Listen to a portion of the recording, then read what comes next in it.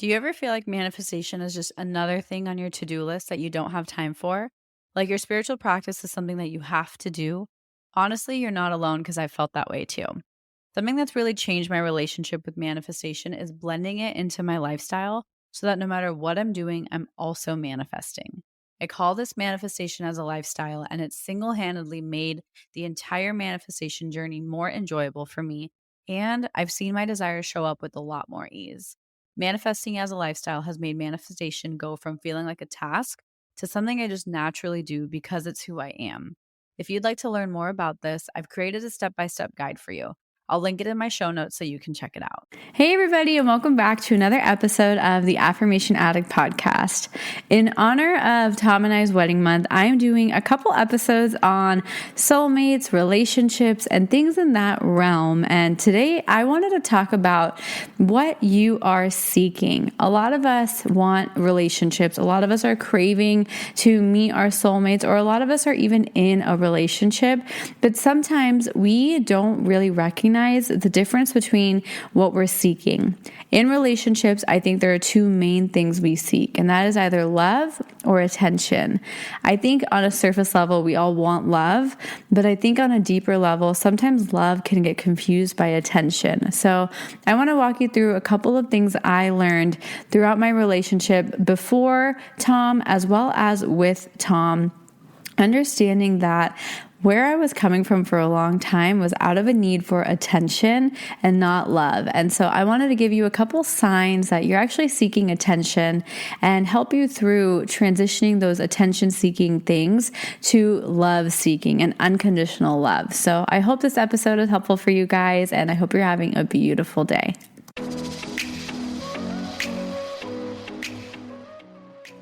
You're listening to the Affirmation Addict podcast with Payal Agarwal. This podcast will teach you about the power of affirmations while making manifestation easy and accessible for you in order to enhance your spiritual consciousness. Thank you so much for being here, and I'm so excited to dive into today's episode.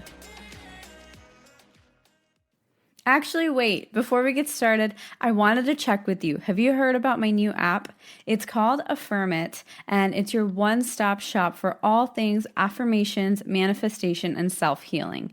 I really have been wanting to create something for you that truly empowers you to realize that you genuinely have everything you need within you. You don't need me. You don't need any other coaches. This app genuinely has everything you need to get that life that you've been trying to manifest. And it has gentle daily reminders, guided audio affirmations, sleep affirmations, affirmation reminders, and so much more good information, good energy, and so many things that I know will help you manifest your dreams. Because I'm so grateful for you, I'm actually offering you a free 7-day trial. And this is a genuine 7-day trial. That means you don't have to type in your credit card. You won't be automatically charged. There's no ads, and you get complete access to the app as if you've already subscribed to it. So if you do want to learn more about the app, head over to affirmation-addict.com/app, or if you're ready to dive in, head over to the iTunes App Store and search for Affirm It. The Android version will be coming soon, and as soon as it's ready, I'll be sure to let you know. Now we can officially dive into today's episode. Hello, everybody. So this is actually a pre-recorded episode because right now I am in India. I'm pretty sure I'm at my family's village and off to feed the village for today, the day it's releasing.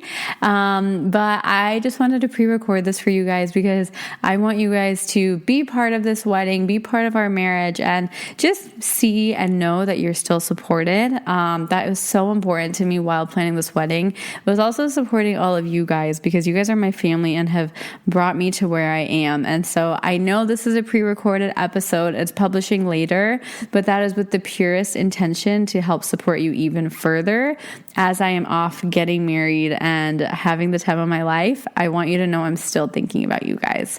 And so today I really wanted to talk about something that I learned in my relationship over a much longer time than I hope you guys have to take for you to process it and learn it.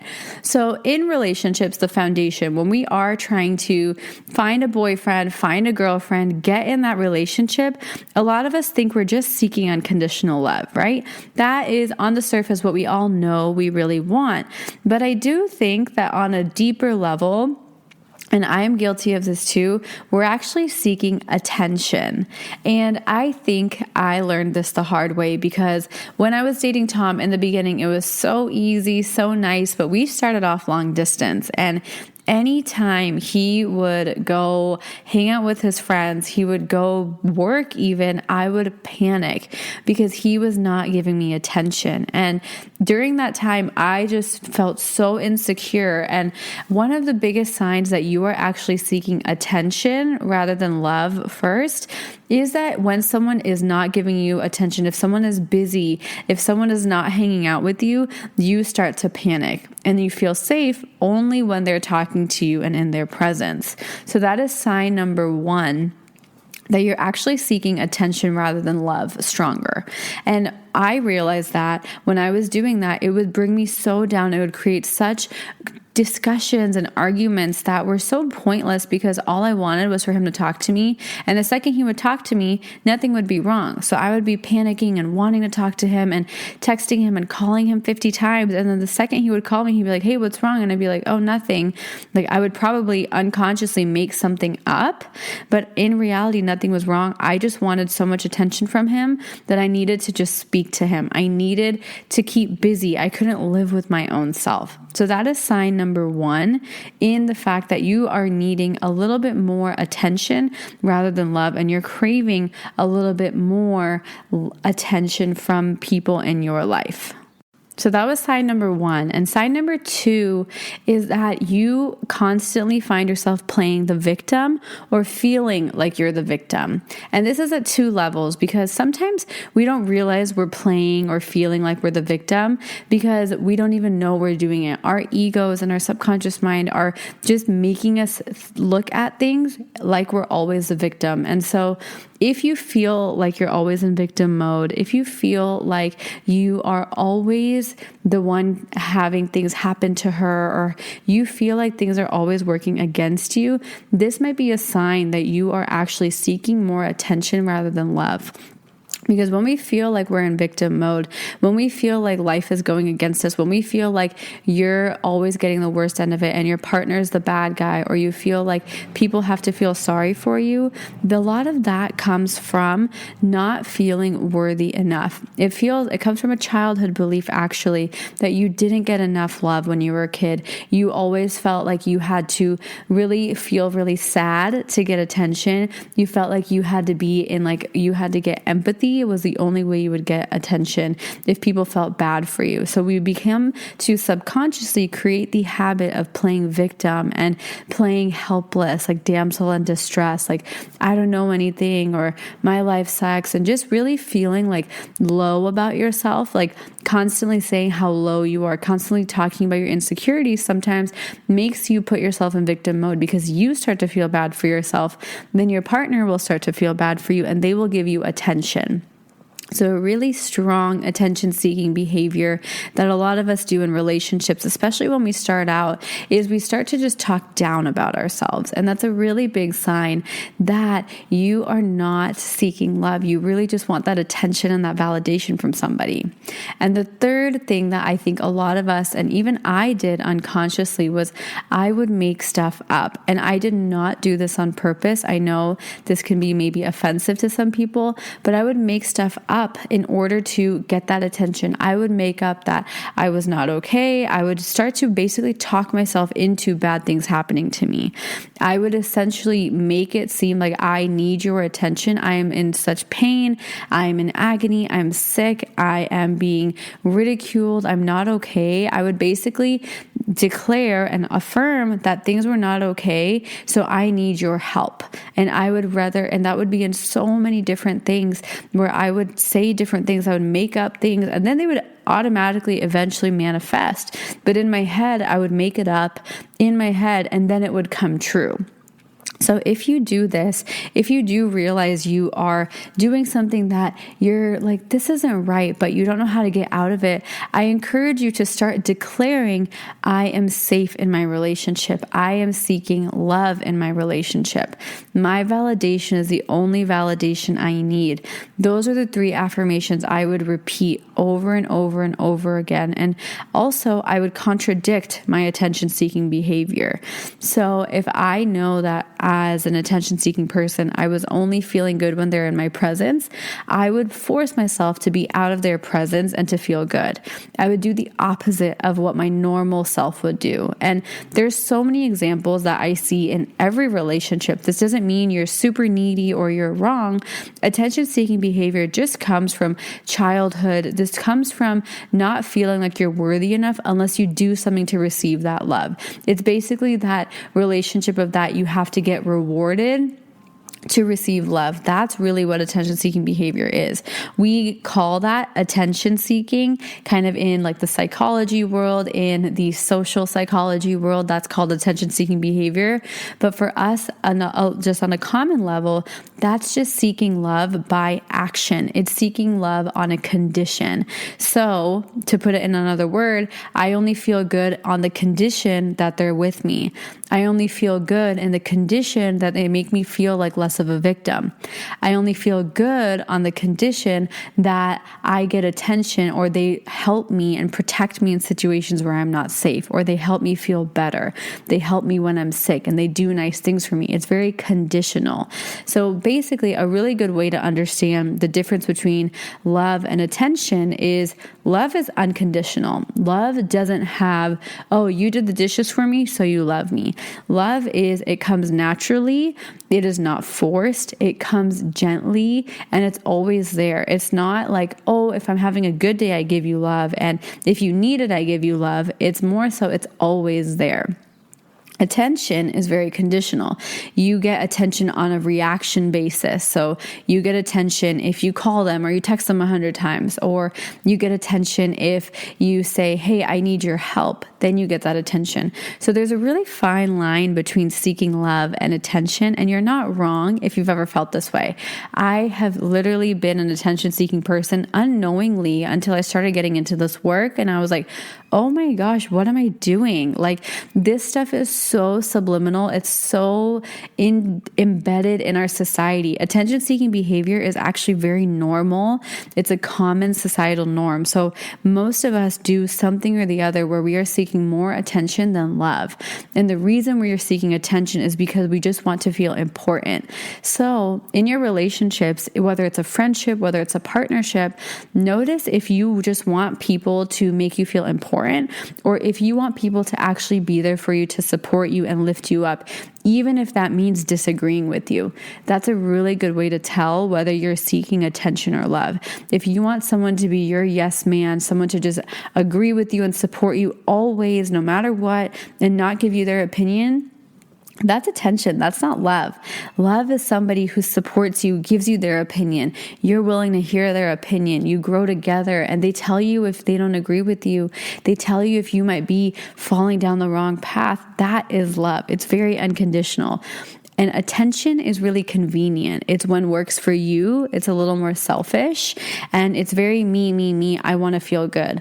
Love is out of service. Love is really just giving and expanding and being comfortable even receiving love. So those are a couple of the differences between love and attention. So I invite you to just take a step back and evaluate your relationships.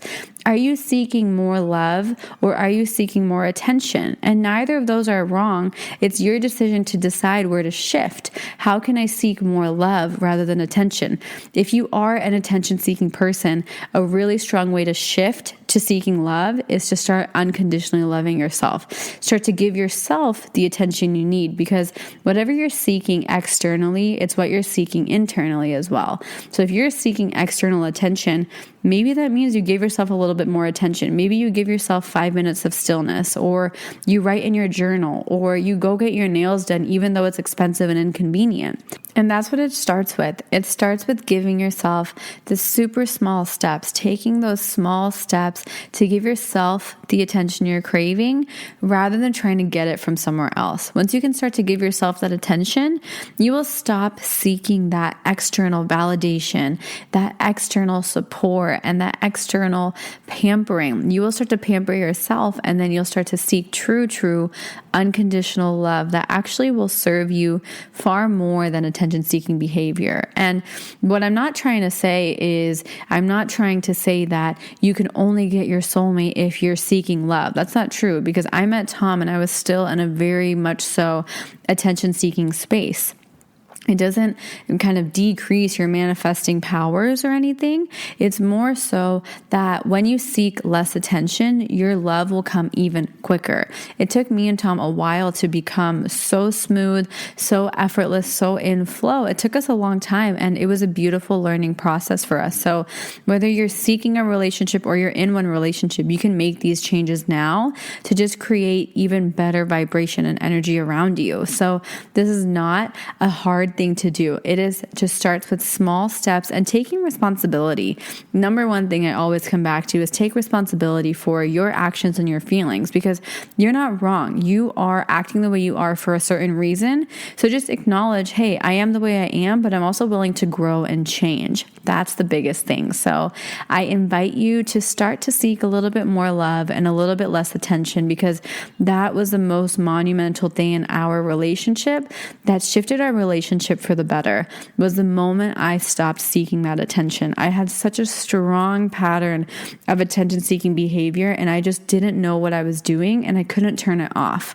So I hope this episode helps you if you're in the same boat as I was, or you have different patterns than I do, but you can still change those, because you can still marry your partner even if you had attention-seeking behavior, because I am currently off marrying the love of my life, even though I had a pattern and a year's long worth of strong attention-seeking behavior. You can grow out of it. So don't lose faith. Give yourself that love, give yourself that attention, and just see where it takes you. I love you, and I hope this episode was helpful, and I'll talk to you super soon. Mwah. Talk to you later. So, how did you like today's episode? I hope you enjoyed it as much as I enjoyed recording it. And before you leave, I wanted to just say thank you so much from the bottom of my heart for spending some time with me. If this episode or any of my content has ever inspired you, it would mean the absolute world to me if you could leave a review in the iTunes podcast app and just share this with someone you care about. The more you guys leave reviews and share this with people, the more I am able to create more content for you, and that's what fuels me and keeps me going. I am so genuinely grateful for the time we shared today, and until next time, I'm sending you lots of love and lots of healing energy. Bye!